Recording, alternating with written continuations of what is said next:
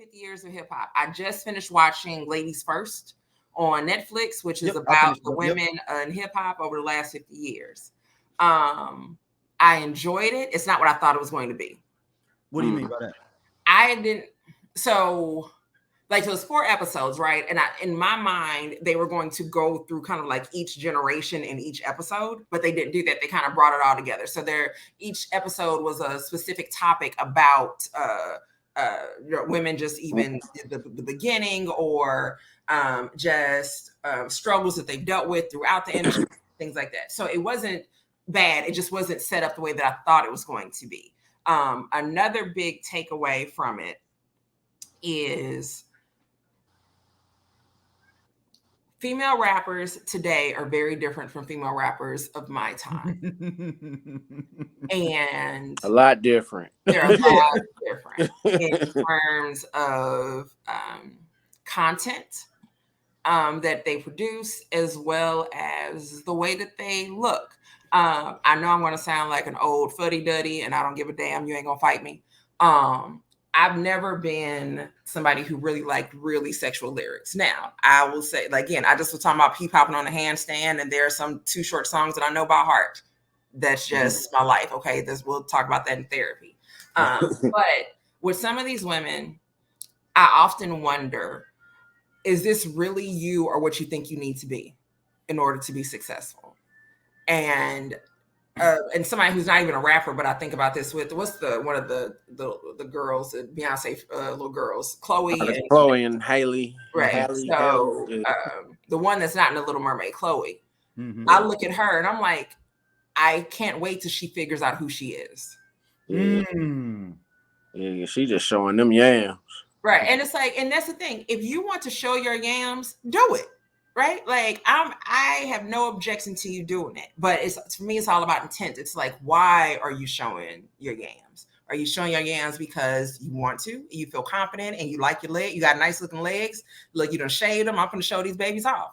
Or is it because you feel like you need to do this in order to get attention or to entertain or to be taken, I don't even want to say taken seriously, but taken however you want to be. So with a lot of the newer female rappers, some of the raunchiness, I'm like, are you really that raunchy? Or is it because you've seen it sell and you've decided that that's the space that you want to be in? Right. And again, this is not every new female rapper. Even the show even showcased that. They had Rhapsody on there. What's the girl? Chica. So like they had women on there that absolutely aren't extremely sexual. Right. And so again, if that's who you are, hey, more power to you. Like, own it and go with it. But if it's not really who you are, and I wonder to myself, 10 years from now, or is it still going to be you? Well, my question even more is, I don't think some of those artists should have been in there in any documentary if you haven't been in the game more than 5 years. Because if they did this documentary, let's say they did this documentary 5 years ago, it'd have been another set of, and they want to get the young hot girls or young hot guys for a documentary. Would they even be relevant 5 years from at this point? Is what I'm saying. So you need to have been. I just feel in general, you just need to be seasoned in it to be in a documentary about like the history. If you're might not even be popular in the by next year. That's true. Yeah. So if anything, again, if they'd have done 4 parts, it would have been like the future, right? Or what's, or that's it. And then that's where we'd have seen those girls. But the Rhapsody's been out for a while, right? Yeah, that's not, I'm talking about like the Lotto. But Lotto, but to that point, I didn't know Lotto's story. I didn't know where the hell she came from. Yeah, I didn't know she was on the Rap Kid show. Yeah, I didn't know she was on the Jermaine Dupri show. Yeah, I didn't know that. So I didn't know that. So I saw it and I was like, oh. So I mean, it's the not that puts her into the game longer, but I'm like, oh, okay. You didn't just get popular on YouTube. You know what I'm saying? Like, and again, not to discredit anybody who got popular on YouTube, because there's a lot of content that's out there right now, and if you can break through that and get seen, hey, you did. But my pussy pink, my booty hole. I knew we was going there. Way to represent the city. Hey, but that Boss Vet girl, she doing it too, though. Yeah. But yeah. Like I said, the raunchiness it's always been there, and it's funny. Like, there's this thing that meme that's out there now. Where it's got Nicki in the middle, and it's like Nicki's influence, and it has all these female rappers and that have come after her that allegedly have been influenced by her, and it's like, well, really, it comes from Lil Kim. Well, Yeah, really, it comes from Salt and Pepper. But I think, but yeah, I mean, I get what you're saying, but really, I think majority of the influence now is Trina, with most of how the girls rap now. You know, Saweetie said that. Saweetie was like, I think Trina deserves some flowers. Yeah, like, I think yeah. I want to say Saweetie was like that. She's like, yeah, because of my mom. And then we always have to remember this. People talk really bad about Gen Z and don't realize these are our fucking kids. We had them.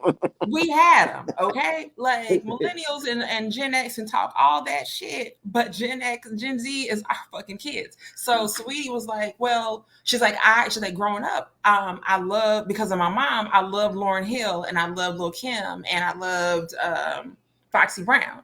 And I'm like, and I'm thinking to myself, that makes sense. Depending on how old your mom is, that's what the fuck she was listening to. And then she's like, and then by middle school, that's when I really was like, kind of like on my Trina shit. And I'm like, oh shit. Baddest bitch. And then she's like, and then by high school, I just was like in love with Nicki Minaj and everything she stood for. And I'm like, now see, this is where parenting gets tricky. Because it's like, these are the things that I enjoy listening to, but my middle school kid is listening to Trina. Now, again, I'm not going to say that in middle school wasn't things that I listened to that were questionable. I'm not going to say that, but yeah, by the time I heard Trina and Y'all Know Nan, bitch, and we were in high school. I was a little grown. I knew a little something, and yeah, rap is interesting, and it's very interesting for women, and everything. I do like that they had D Barnes on there. I was shocked when I saw that. When she first came on, I was like, is that the D Barnes? They flashed her name up there. Yeah, they flashed her name, and I was like, I said the exact same thing. Is that? I'm like, that the D Barnes? Like, okay, cool. But it was the document. It was very well done. Very, very well done. And I guess I wasn't paying attention. I didn't realize that Queen Latifah came out at some point. When did that happen? See, so it's mentioned in the documentary that there was she came out during the documentary, like on some yada yada. So there's a clip of her winning a Lifetime Achievement Award, I guess BET or something like that, right? And she, I guess, shouts out her girlfriend. And but then, she's never said I'm lesbian, or I'll say this: for them to mention it in this documentary, and she's in this documentary, like I'm sure that she could have said, "No, take that shit out of there." It's true. Like if nobody could have got some shit taken out, because isn't she like an executive producer or something? I know MC Light was an executive producer, but I'm sure that's one of her friends. That's the flavor unit. That's exactly. So either way, if it wasn't true about something about her being said in this thing, I'm sure that she would have shut the shit down. Hey, this cool ass Scott from the I Love 90s Music Podcast. Hit that subscribe button right now. Like it. On the SOLC Network, you finna get all the real deal on the 90s, the 2000s, and the splash of that 80s. Do it right now, man, and I'll be your friend.